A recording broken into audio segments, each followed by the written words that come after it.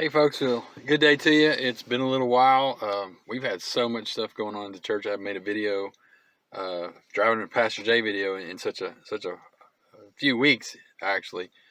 We've got a lot of things going on at the church. It's December, of course, and everything's going on. We had a trip with a group of folks from the church that went down to Charlotte, North Carolina, working at the OCC headquarters there, packing boxes and sending those gifts away to some places around the world. And there's just other things that have been going on that kind of kept me away. We've still been doing our Bible studies, and so I want to try to catch up next week or so, just before Christmas here, and get back to where we need to be here in First Peter. Well, we last left off. We were talking about submission, how submission is actually transformational. When we submit ourselves to the Lord Jesus Christ, that then begins to transform us in the inside, and we begin to change and do things that in our old nature we would not have did. And Peter has given this message there in chapter 3 to husbands and wives, and how the wife is then to submit herself, to come up underneath of the husband, and the God-ordained leadership that he's supposed to have in that. And even if he doesn't have that, then there's a process there that takes place that might lead that man to become a believer. We talked a little bit about it. I think I ended that last video, if you go back and watch it, with a story from George Mueller about a woman who had submitted to Christ as her Lord, and because of that, her husband, who was not a believer, became a believer. And so as we continue here, today we're going to talk a little bit about what Peter tells for the husband in that particular passage. He says here in verse 7, husbands, in the same way. So much like we saw with the government, with the wives, be considerate as you live with your wives, and treat them with respect as the weaker partner, and as heirs with you of the gracious gift of life, so that nothing will hinder your prayers.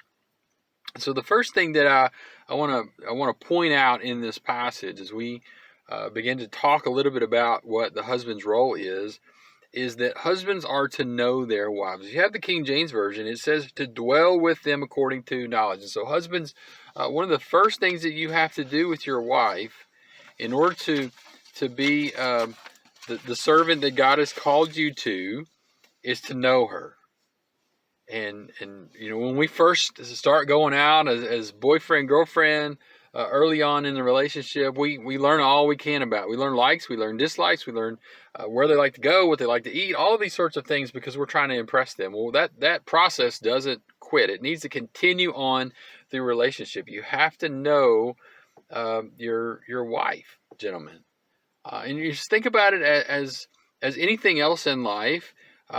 If I'm a mechanic, I need to know about the car. I need to know about the engine. I need to know about all those parts and how they work together to make the combustion happen in there and move that vehicle on. And what happens if one of these parts don't work right? Well, I've got to fix that. I've got to go in and change some things. If I'm a woodworker, here lately I've been gathering up some firewood, and one of the things that I like to get oak and ash. But you know why? Because they split so easy. And you can see the seams. I had a piece of oak out here the other day. I picked it up from a quarry, actually, and we're a place where they dumped a bunch of wood, and I'd take some brush out there. There were some great big chunks. They were pretty good size chunks, and it was all I could do to get them up into the truck. But you could look in that grain and see those lines, and you hit that wood, a few smacks with a maul right across the top of that, and it begins to split, and you see all the lines, and there was at least 6 or 7 decades worth of time in that trunk. But that particular thing. The same way with our wives, we have to know them. We have to know what they like, know what they dislike, know all of these things about them. And I know my wife. My wife is a hard worker. My wife is a nurse. She likes to take care of people. She is very compassionate. She's hardworking. She's very outgoing. She lights up a room when she walks into it. And the thing about her is she cares so much for folks, and she wants to see folks smile and be joyous, that a lot of times she can bite off more than what she can chew. And so my job as a husband is to protect her in that, and not let her get frustrated in some of these things. I have to be able to know the limitation there, and kind of, sometimes she doesn't like it, but I put a time constraint. Say, hey, okay, we can't do this because of we don't have it. I know how you are. I know you like to talk. I know you like to do all these things, and so we just got to kind of rein some of that in. That's part of my job as a husband, is to watch out for her and protect her, because that's what God's given me this task to do. One of the other things that, guys, in knowing, is we have to know the scriptures. Paul, writing to the Ephesian church, says in Ephesians chapter 5, verses 25 through 27, husbands, love your wives just as Christ loved the church and gave himself up for her to make her holy, cleansing her by the washing with water through the word, and presenting her to himself as a radiant church, without stain or wrinkle or blemish, but holy and blameless. And so, guys, we have to know the word. Our job is ministers in the home. Every man in your home, your first job as a husband is to take care of your wife and minister to her, like Christ ministers to the church. And so in order to do that, we have to know what the word says. You have to get into the word, you have to study the word, and then we use that word then to build up our wives. Teach Bible studies at home. Do little devotions. You need to pray with your wife. You need to pray with your children. All of these things that God calls us to do in order to be obedient to him is to take care of our families. We're the spiritual leader there. So we have to know the word. We have to get into the word, and then we have to use that word then to lead our wives and our children. A godly marriage, a husband needs to dwell with his wife. Peter says there, or in the ESV, husbands in the same way be considered as you live with your wives. And you may think, well, that's a no-brainer, Pastor. But here's the thing. A lot of guys might live with their wives, but they're not there with their wives. You're not a willing participant in what's going on in the family. So what are you trying to say, brother? Well, I know we've got jobs. I know we've got stuff that we've got to do. We're typically a breadwinner in the home, and we've got to take care of those things. We've got to make sure all of these other things are done. Well, your first and most important task in the marriage is to be a husband to that wife and a father to those children. That's the most important thing. When it's all said and done, they're not going to care. If you're not there at that job, they'll find somebody to replace you. But at home, you've got to take care of your wives and your children. You've got to be there. It's one of the reasons that pastors' kids often get a bad rap, is because their dad is always so busy doing all this ministerial work, which is good work. There's nothing wrong with ministering to the church. But my first job is to minister to my wife and to my children. If I cannot, according to 1 Timothy or Titus, if I can't do that at home, I certainly can't do that at church. And so that's why Paul put such a high calling on both pastors and deacons in the church, is to say, hey, you've got to dwell with them. You've got to live with them. You've got to have a good rapport there before it happens anywhere else. Ephesians chapter 6, Paul says, fathers, do not exasperate your children. Instead, bring them up in the training and instruction of the word. And so husbands and fathers, our first job, our first task is to take care of the home. We have to bring the instruction of the Lord there and be around them, be the influence in their life that brings this growth and guidance in their life. You got to speak into their life. You're pouring yourself into their lives. You're discipling them, if you will, to raise them up. And, one of the great things about what's happened here in the last few years, a positive, I guess, out of this COVID era, is that most jobs have become very flexible, and you can work remote. I know several big companies that have gone to where people can work from home, and in doing so, yeah, you get your work done, but you've also got time to be with your family. You can go on the road and do things with your family as you're working. And yeah, you get that stuff done, but then you also take the time, those moments in time, because once those moments are gone, they're gone. You can't get them back. My kids, I've got 4 kids. 2 of them are grown. 2 of them in the next couple years will probably be out of the house, I'm going to suspect. if the Lord doesn't tarry, and one of them's the third one, he's not too far off. And the little one, she's got a little bit longer, but they're growing up so fast. I mean, you blink and it seems like they've, several years have passed by. And so we've got to spend time with our wives and with our children. It's very important that we live with them, that we dwell with them, that we raise them up in this and minister to them. A godly marriage couple honors their differences. Peter writes here, husbands, in the same way be considered as you live with your wives, and treat them with respect as the weaker partner. Now, what he's talking about here, in general, guys, we're typically physically and emotionally stronger than most women. Now, I understand in the world today, we're raising up a bunch of effeminate men, and they cry at the drop of a hat over every little thing. You don't want to hurt their feelings. I was listening to a guy the other day talk about him being in the military years ago and having a drill sergeant that just pretty much ran them into the ground and said everything he could, do anything, say anything in order to whip those guys into shape. And that's what the military is for. I mean, you got to build a fighting force. But today he said you can't do that. You can't say anything harsh to these guys because it just hurts their feelings, and that's not a good thing anymore. Well, that's crazy. We're typically the stronger of the two when it comes to husbands and wives, and so physically and emotionally, and God made us that way. He wired us that way so that in the instant when you have to protect and you have to provide, the emotions aren't in the way and the feeling is in the way. You exert those muscles in order to accomplish the task that's set before you. The wives, however, in general, not always, but in general, are built so that there is a nurturing effect.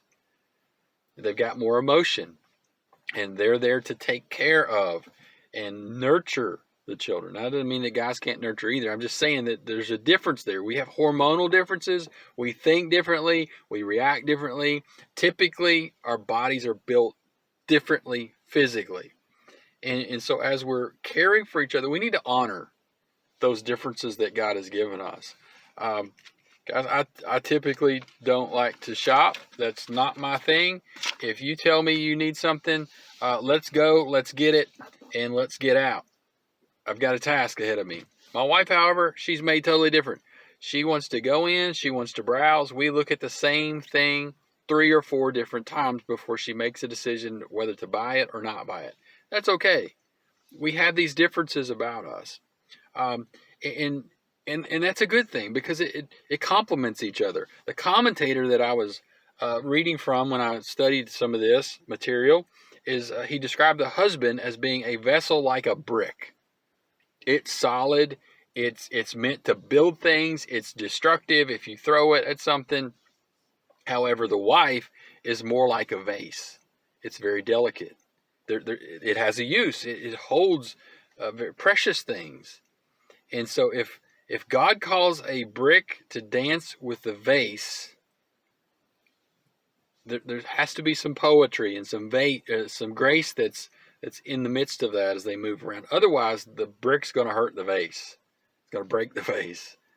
And so many times in a marriage, it's kind of like that. You've got different structures.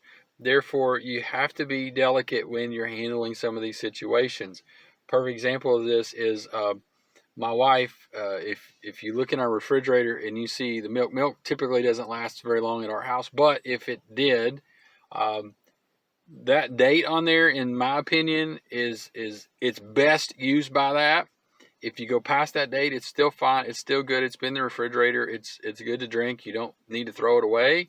That's just the sold by date. However, my wife would say if it's 1 second past that day, it's out of here because we're not keeping it. And that's not necessarily a bad thing. We just have to learn how to recognize that we're different. I don't mind eating leftovers. I grew up on leftovers. We eat them all the time. If it's been in the fridge over a week, April wants to get rid of it. I look at it as long as it doesn't have mold or something else growing on it that's not supposed to be there, unless it's like cheese or something else. If it's cheese, I just cut that little part off and go ahead and take care of it. But those are our differences. I'm built more like a brick. You keep on going. She's more like a vase, and things are a little bit more delicate. And if she eats something like that, she might get sick. In fact, I'm a little bit into some herbs and stuff. And just funny story, kind of sidetrack here. We had some echinacea that I was taking years ago for immunity build, and I tried to convince her that she needed to take some of this stuff because it was coming into cold and flu season. And she tried some of it, and the very first time she tried of it, she broke out in a rash, and it just did not work out with her system. And so there's an example of brick and vase there. We're all built a little bit different, and so we have to respect that. God made us that way, and it complements. April does things that I can't do, and it helps to minister not only to me but to people around us. She's more considerate. She sees things that I don't see. However, I see things that she doesn't see. And so that it works together. God's made it that way. And so in order to honor that, we need to listen to each other. We need to enjoy activities that each of us like to do. She doesn't like to go, for example, hunting or fishing or out in the garden and that sort of thing. I'm not really big on shopping or sports events. I watch some sports events, but not a whole lot. But we go with each other to those types of things just so we can be with each other, so that we can honor one another. And we need to praise each other. I think, folks, if that's one of the biggest things that I could tell you out of all of this, praise each other all the time. It's really easy for us to see all the negative aspects that are going on in our lives. Yeah, we can walk in the house and maybe the laundry's not done, or something's, the floors are dirty, the kids are misbehaving, and we can criticize. It's really easy to criticize. We come home from a hard day at work dealing with all sorts of things, both of us, and see all these things going on, and we can start complaining, we can start criticizing, and that really doesn't make the home place this place that we want to come into. However, if we take just a moment and we look at all the blessings that we have around us, and we find at least one thing to praise each other for. And how was your day? I am so glad that you're here. Give each other a hug. Give each other a kiss. Just enjoy a moment or two to kind of get away and make that home place a place that's welcoming, a place where we can minister to each other. That's encourage one another, build each other up. That's a very powerful thing. And it makes us want to then communicate a little bit better. And we kind of see that in this passage as well. Peter says here that so that nothing will hinder your prayers. When we are living according to the way that God has designed all of this, we're coming up underneath his authority, we're submitting to one another, we're in service to one another, we're dwelling with each other, we're knowing each other's differences and likes and weaknesses and strengths. And all of that is kind of working together, and we're encouraging and building. Peter says that your prayer life is going to be something totally different.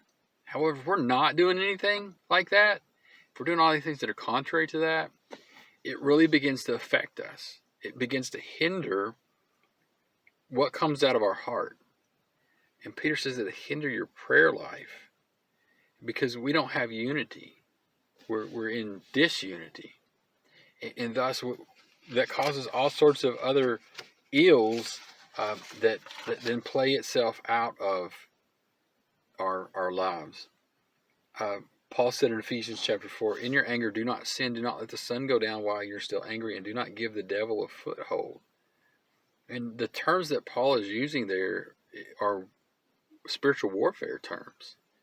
And he's saying, hey, if you're allowing anger and frustration and all these other things, complaining and bickering to kind of come between you, that causes a problem. And you're giving the enemy a place to come in and land. Rather, when we honor God with our lives and we really submit to him first and foremost, and we look at each other as this this blessing that God has brought into our lives, both husbands and wives together as one. We're unified. We're serving God. We're serving each other. We're serving the family. That's our first priority underneath service to God.